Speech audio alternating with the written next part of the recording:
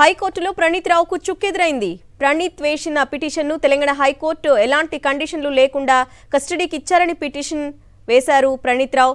అయితే కస్టడీపై కింది కోర్టు తీర్పును సమర్థించింది high court.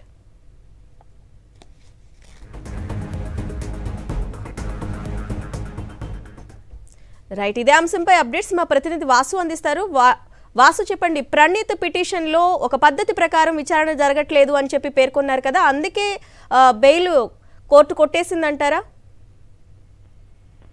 SIB DSP Praneeth Rao arrest తర్వాత నాంపల్లి కోర్టు వారం రోజుల కస్టడీకి ఇచ్చింది. దానిలో భాగంగా ఇప్పటికే 5వ రోజు కస్టడీ కొనసాగుతుంది. ఈ నేపథ్యంలో తన హైకోర్టును ఆశ్రయించాడు. ఎలాంటి కండిషన్ లేకుండా సుప్రీంకోర్టు గైడ్ లైన్స్ పాటించకుండా తమను కస్టడీకి ఇచ్చారంటే ఆ కస్టడీని కొట్టివేయాలంటూ కూడా హైకోర్టును ఆశ్రయించారు. మరోపక్క బంజారా హిల్స్ పోలీస్ స్టేషన్ లో నన్ను నిర్బంధించి విచారిస్తా ఉన్నారు, కుటుంబ సభ్యుల్ని కానీ న్యాయవాదులు కానీ కలనివ్వడం లేదు అన్న అంశాలకు సంబంధించి. మరోపక్క ఎవరైతే ఈ కేసులో ఫిర్యాదుదారు ఉన్నటువంటి అడిషనల్ ఎస్పీ రమేష్ కూడా నన్ను విచారిస్తున్నాడు, అతన్ని విచారించకుండా చూడాలి అంటూ పలు ఆరోపణలు చేస్తూ కూడా పిటిషన్ దాఖలు చేశారు. కానీ హైకోర్టు మాత్రం ప్రభుత్వ వాదనతో పాటు ఇరుపక్షాల వాదనలు విన్న అనంతరం పిటిషన్ కొట్టివేసింది.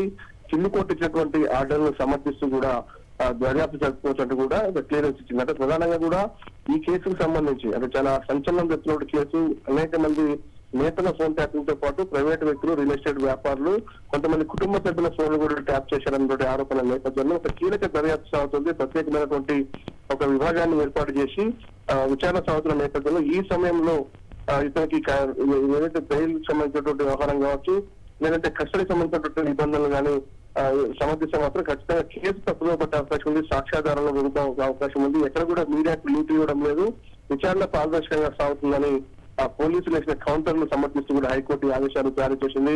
ఇక ఈ రోజు మాత్రం 5వ రోజు కస్టడీలో భాగంగా ప్రణీత్ రావును బంజారా పోలీస్ స్టేషన్ లో విచారిస్తున్నారు. మరికొంతమంది కూడా నోటీసులు జారీ చేసి విచారించే అవకాశం ఉంది.